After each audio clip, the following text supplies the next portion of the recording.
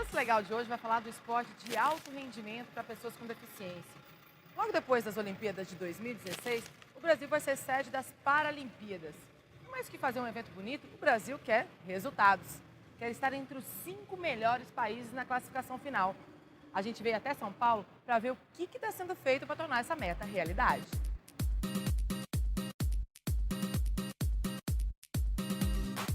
Na Paralimpíada de 2012, em Londres, a equipe brasileira conquistou o 7º lugar, a melhor colocação da história, com 43 medalhas, sendo 21 de ouro, 14 de prata e 8 de bronze. Por isso, a expectativa de medalha para 2016 é muito grande.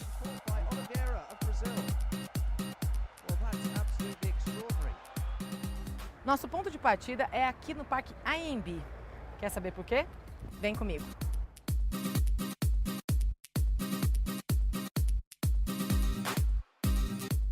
Aqui estão sendo realizadas as Paralimpíadas Escolares.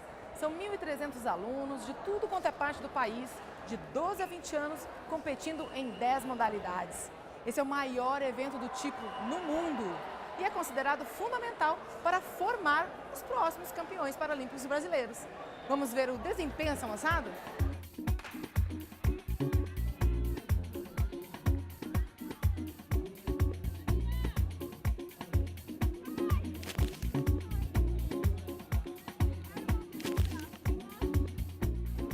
A Verônica foi lá, correu as 2 provas de velocidade dela, ganhou as 2 medalhas de ouro, descansou e reservou um tempinho para conversar com a gente aqui do Lance Legal. Verônica, conta um pouquinho da tua história pra gente.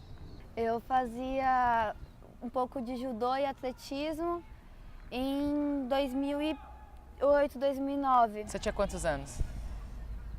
Tinha 13, 14 anos. Mas fazia para brincar, né? Fazia pra brincar, Não era nada sério, 2 vezes por semana.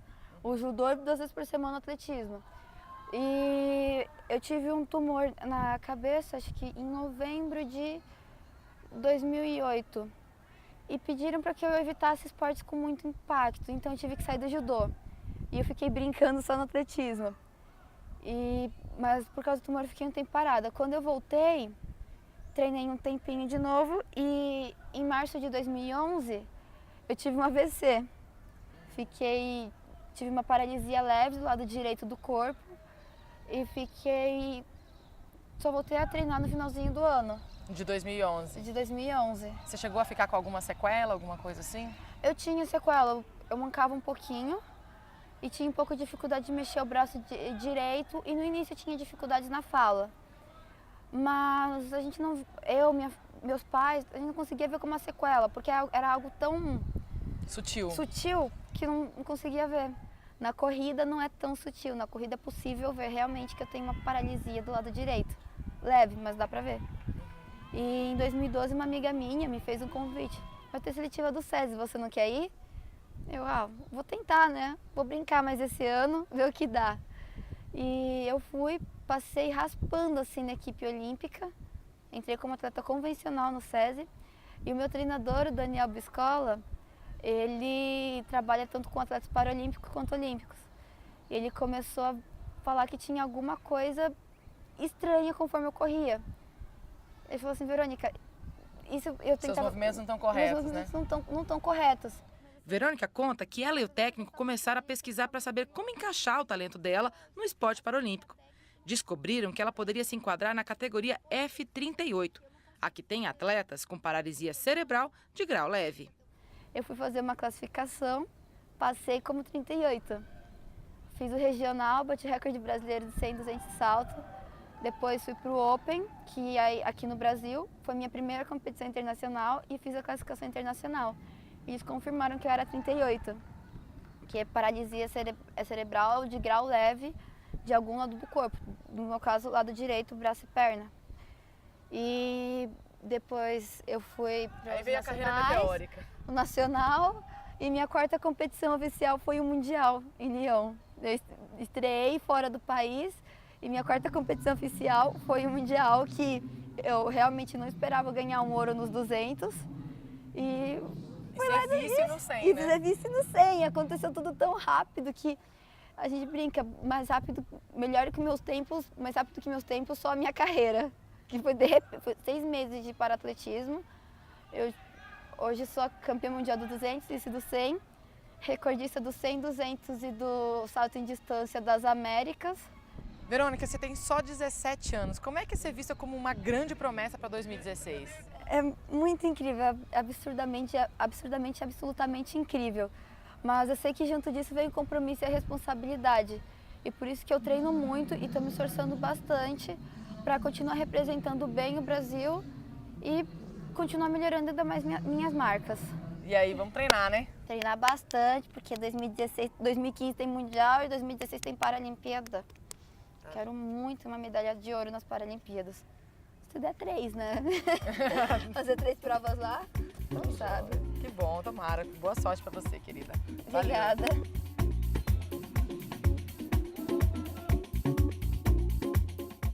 Eu vou falar agora com um cara que esteve à frente da organização das Paralimpíadas Escolares aqui de São Paulo este ano. Tubiba, é o maior evento do tipo do mundo, né? Isso, a Paralimpíada Escolar hoje nacional, a Paralimpíada do Brasil, ele é o maior evento do mundo para crianças com deficiência, para jovens com deficiência na escola.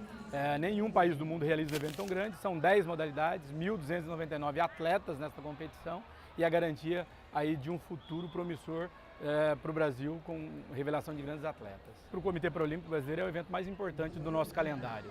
O alto rendimento vem da base, a base começa com tudo. Então aqui a gente consegue identificar os atletas potenciais, identificar os atletas que a gente pode trabalhar, que a gente pode investir. E mais do que isso, o atleta, nem todos os atletas que estão aqui, são 1.299 atletas, vão chegar numa Paralimpíada, mas a gente está fazendo o nosso papel, o papel de incluir a pessoa com deficiência, o papel de difundir o esporte, de fomentar. Por que o comitê resolveu investir nesse tipo de evento escolar? O Comitê Paralímpico Brasileiro realizava, antes de 2009, um campeonato brasileiro escolar, com 2 modalidades, atletismo e natação. Os estados não investiam tanto em esporte paralímpico, era deixado isso mais para o Comitê Paralímpico, para as associações. E procuramos os parceiros, Governo de São Paulo, Governo Federal, Ministério dos Esportes, conseguimos o recurso, ampliamos para 10 modalidades e os estados acompanharam isso. Em 2008, ao final da gestão de 2008, nós tínhamos um orçamento aproximado de 20 milhões, que é o recurso que a gente recebe da Lei Agnello-Piva, mais 6 milhões da Caixa Loterias. Essa gestão a gente foi crescendo, a nossa previsão de orçamento para esse ano é de 100 milhões de reais. Quintuplicou o orçamento, quintuplicou também a pressão para conseguir resultado em 2016? Não tenha dúvida disso, a nossa meta para 2016 é alcançar o 5º lugar aqui nos Jogos do Rio. É uma meta bastante difícil, mas é possível. O que uma criança ou um adolescente que percebe que tem talento para o esporte paralímpico tem que fazer para virar um atleta de ponta? Ele começa aqui, esse é o primeiro evento, ele é a primeira possibilidade, Paralimpíada Escolar. A gente tem um outro programa que chama Clube Escolar Paralímpico, que a gente desenvolve esporte na escola durante todo o ano e daí ele começa a ser observado. Ele pode participar de uma competição regional, um circuito nacional, a gente tem um circuito Caixa Loterias com 7 etapas, ele é dividido por todas as regiões do Brasil. Participando dessas competições ele está sendo observado pela seleção, pode fazer parte de uma seleção de jovens. Recentemente a gente acabou de chegar do Parapan de Jovens na Argentina, o Brasil foi campeão geral lá.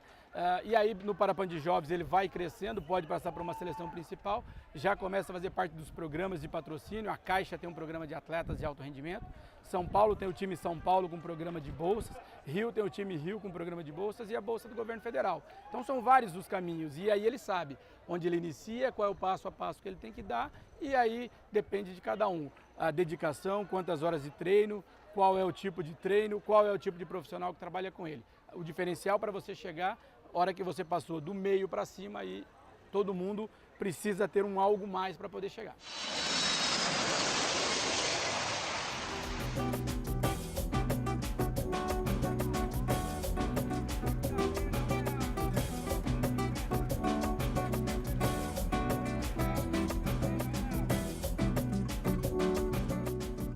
De São Paulo, fomos até Salvador para saber de campeãs paralímpicas da natação como é que é o acesso das pessoas com deficiência a essa modalidade. Quem acompanhou foi a repórter Verônica Lima. Surpreendida por uma grave doença degenerativa que a levou à cadeira de rodas em 2007, Verônica Almeida não parou de nadar. E já no ano seguinte, conquistou o bronze paralímpico em Pequim, nos 50 metros borboleta classe S7, que abrange atletas com limitações físico-motoras. Para se adaptar às competições paralímpicas, a Verônica contou com o apoio de outra nadadora, a Mônica Veloso.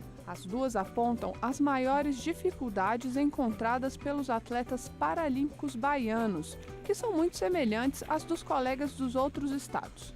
Lugar para treinar e principalmente patrocínio. Primeiro eu procuro a empresa, apresento o projeto à empresa. Caso ele concorde, aí esse projeto que eu vou enviar para o governo da Bahia. É por ano. Então todo ano você tem que conseguir, ou você renova com a empresa. Então assim, já estou finalizando com a Petro Bahia, mas assim, será que ano que vem vai ter a Petro Bahia, entendeu? Então assim, existe ainda essa coisa no ar. É uma equipe muito grande, né? Então assim, hoje eu diria que a minha equipe é composta por um nutricionista, um psicólogo e o meu treinador. Fora toda a parte de suplementação, de equipamento que a gente tem que investir, de viagem, treinamento de altitude, que é tudo retirado do que eu ganho através de patrocínio. Então, assim, é um gasto muito alto mensal. O Comitê Paralímpico banca a parte de hospedagem, alimentação e transporte interno dentro da competição. No caso, você tem que fazer o Norte-Nordeste e marcar índices mínimos para estar indo na próxima etapa. Se você conseguir os índices mínimos, você continua com esse apoio de hospedagem, alimentação e transporte interno. Se você não conseguir esse índice mínimo, você pode, né, continuar, mas só quem vai ter a hospedagem são os primeiros 140. Então, na verdade, os próprios atletas é que terminam bancando tudo, porque nesse sentido não tem. Então é um ajudando, realmente é um ajudando o outro.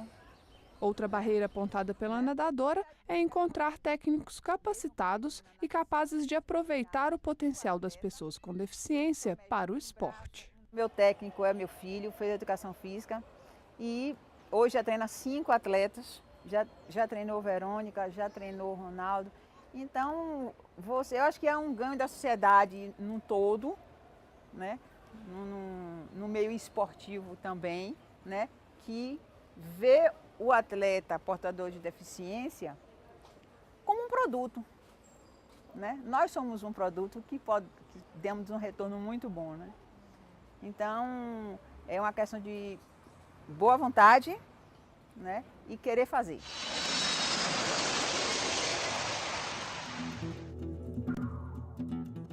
A gente quer entender melhor como é que se forma e se mantém um campeão paralímpico. Então, nada melhor do que a gente conhecer de perto a história de Daniel Dias, o brasileiro que mais ganhou medalhas nas Paralimpíadas. Por isso, a equipe do Lance Legal pegou a estrada e veio para cá, Bragança Paulista, a cerca de 100 quilômetros de São Paulo.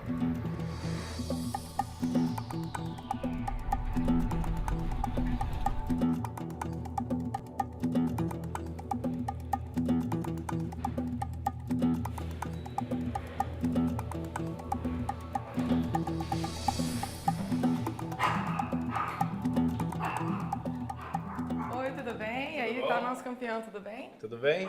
Tudo bem, prazer. Como é que é o seu nome? Raquel. Raquel, prazer em conhecê-lo. Obrigada por receber a gente aqui na casa Opa, de vocês. que isso. Sejam bem-vindos.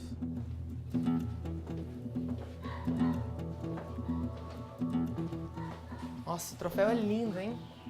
Ah, esse é muito bonito. Esse é um dos xodós, né? Que graças a Deus eu conquistei 2 e acaba ficando um em casa e um fica na casa da minha mãe. E para quem não sabe, o troféu Laurels é como se fosse o Oscar do esporte. É para o melhor atleta do ano. E nosso campeão aqui já ganhou 2 vezes. Uma em 2009 e uma agora em 2013, agora em 2013, né? exatamente. Por causa da atuação nas Olimpíadas, nas Paralimpíadas, né? Tanto em Pequim como agora em Londres. Ah, que legal. E essa aqui é E essa é a de Londres. a de Londres. Eu não consigo medir assim, o que é mais importante ou não, mesmo porque eu não nado para conquistar isso. Eu nado porque eu gosto e nado porque eu me divirto. E isso aí é apenas uma consequência. Ah, que legal. Então vamos para diversão, então. Vamos pro treino? Isso, vamos divertir. Beleza, então. Vamos lá. Vamos nessa.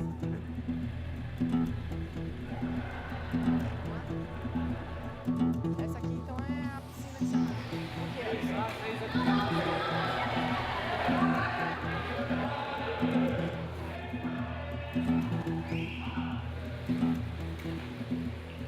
de Daniel, eu confesso que eu estou impressionada com a estrutura do lugar onde você treina, porque assim, é difícil de imaginar que uma pessoa que tem 15 medalhas paralímpicas treina num lugar tão modesto, assim, sabe?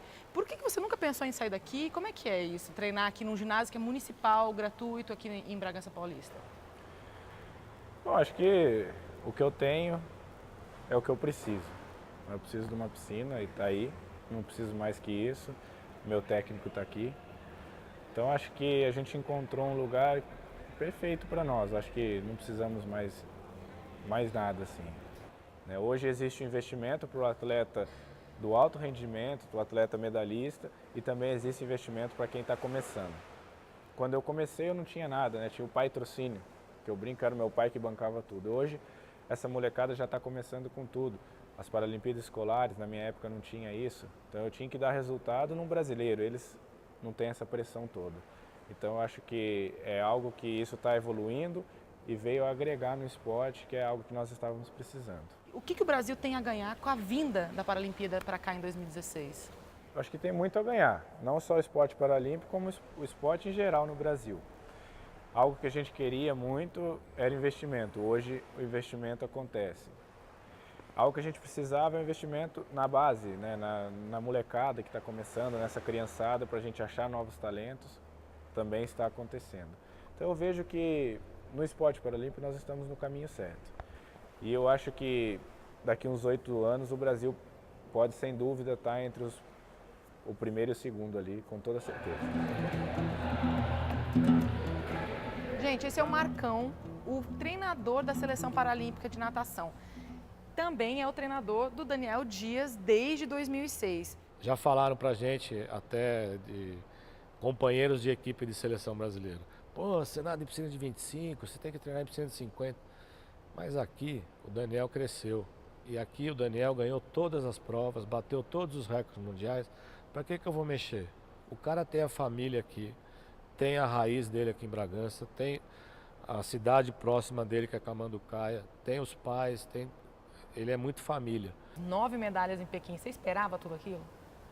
Não, sinceramente eu não esperava tantas medalhas, né? Porque ele estava começando o trabalho dele, já era o 3º ano em competições internacionais. A gente tinha muitos nomes que tinham resultados melhores que eles, mas a gente trabalhou para chegar lá e fazer o melhor. E realmente me surpreendeu. Quantas medalhas você espera? Hoje nós temos uma equipe melhor no Brasil para se formar um melhor revezamento. Dá para se conquistar mais pelo menos umas 2 de ouro. Então jogando um cálculo por cima e sem querer ser otimista, pelo menos 9 de ouro. De Bragança Paulista, voltamos às Paralimpíadas Escolares em São Paulo. A gente foi conversar com os atletas sobre um outro assunto tão sério quanto a preparação para 2016, o preconceito.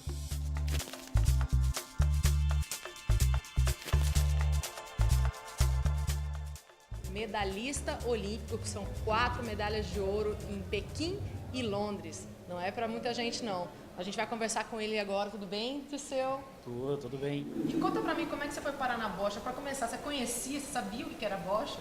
Não, eu não conhecia bocha adaptada até o ano de 2002, quando eu entrei na modalidade, né? Eu fazia natação paralímpica antes, estava desestimulado do esporte porque a minha deficiência estava me desgastando. Então, quando eu comecei na bocha adaptada foi muito estranho, porque um professor me fez um convite para conhecer uma nova modalidade. Eu tinha um preconceito muito grande com cadeira de rodas, porque eu andava e estava numa transição do andar para cadeira de rodas. E eu cheguei numa quadra, vi um monte de deficiente numa cadeira, jogando a bolinha para lá, a bolinha para cá. Eu olhei aquilo muito estranho e falei, bom, não vou nem chegar perto. Aí o professor falou, faz um teste, senta na cadeira. Aí eu sentei na cadeira, comecei a jogar umas bolinhas e foi paixão à primeira vista. Eu já queria no primeiro dia, depois de 2 horas de treino, levar o kit para casa, me treinar, né? Então a modalidade mudou a minha vida, né? O público brasileiro, você acha que a torcida reconhece os atletas paralímpicos? Em Paralimpíadas a gente tem público, mas quando é mundial, quando é Copa do Mundo, brasileiro, regional, não tem público. Tem o público família que vai para conhecer e etc. Mas o público em geral não se interessa pelos esportes paralímpicos. Por que você acha que acontece isso, na sua opinião? A gente já fez um levantamento para saber o porquê e a gente não descobriu. O porquê a gente pensa, os atletas, né, que as pessoas olham as pessoas ainda com deficiência e vê neles o coitadinho, vamos dizer assim.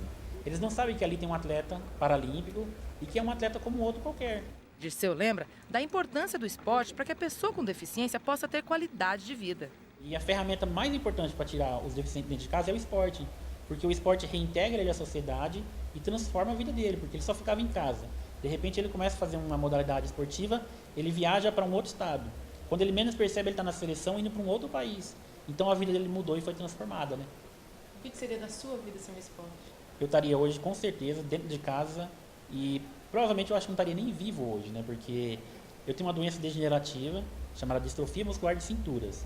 E às vezes eu me vejo um cadeirante quando eu estou passando em algum lugar e tem um espelho. Aí eu olho e falo, nossa, tem um cadeirante ali, sou eu. Eu não me vejo como um cadeirante, porque eu trabalho e eu tenho uma vida ativa como qualquer outra pessoa. Às vezes eu vou dormir 1, 2 horas da manhã, 6, 7 horas da manhã, eu já estou acordado para trabalhar de novo, né? Então a minha vida, assim, hoje em dia é uma correria, é muito corrida e não percebo que eu tenho a deficiência. Se eu não estivesse trabalhando, não fosse atleta, eu acho que a minha deficiência teria tomado conta da minha vida.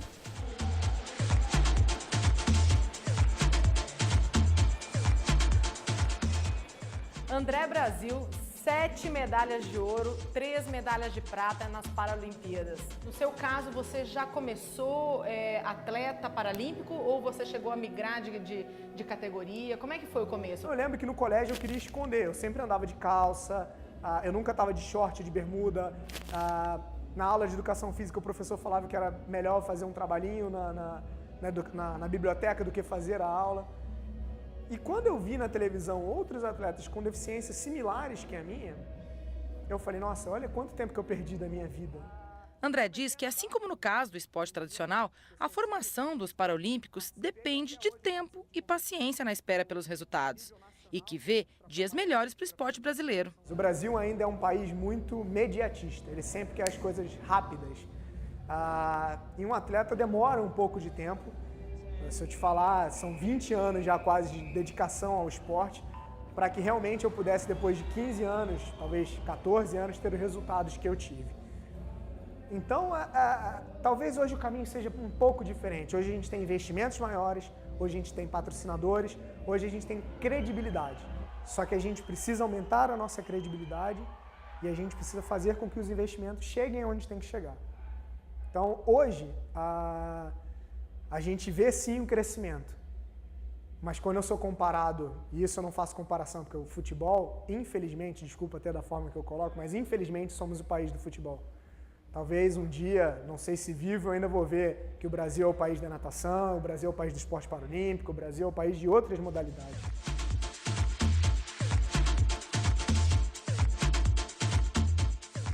A canoagem é um esporte que vai se tornar paralímpico a partir de 2016 aqui no Rio de Janeiro. E Fernando Fernandes é o tetracampeão mundial da modalidade, ou seja, já vai chegar no Rio de Janeiro sendo a grande promessa de medalha de ouro para o Brasil. A paracanoagem é um esporte novo, a canoagem também é um esporte relativamente novo. A gente ainda não tem tantas condições nem cultura no país, né, para canoagem velocidade, porque a gente precisa de raias com água flat, a gente tem pouquíssimos lugares. O que seria essa água flat, para a gente explicar para quem não entende? Algum lugar fechado, uma raia, né, tem que ter as medidas de 2 quilômetros, com 9 raias uma ao lado da outra, e lugar fechado que não tenha tanta influência da natureza, porque você precisa da água bem lisa. Retinha. Isso. Então assim, a gente tem poucos lugares aqui no Brasil, até onde a princípio vai ser as Olimpíadas e Paralimpíadas, que a Lagoa Rodrigo de Freitas não está apto para a modalidade, assim, vai ser muito difícil, então tem muita coisa que mudar ali ainda. Apesar de ser um esporte recente, desde que eu me tornei atleta da modalidade, houve um crescimento muito grande. Quando eu comecei na paracanoagem, há 4 anos atrás, nós tínhamos competindo 5 para-atletas. Hoje a gente tem 80. Tá certo, obrigada, viu, Fernando? E boa sorte aí no campeonato de 2016. Vamos continuar treinando aí. Tetraplégica desde 1994 por causa de um acidente de carro no litoral norte de São Paulo, a deputada Mara Gabrilli diz que é fácil se emocionar com tantas demonstrações de superação dos atletas paralímpicos. Para ela, há mais do que beleza em tudo isso. Há boas oportunidades para quem quer investir nessa superação.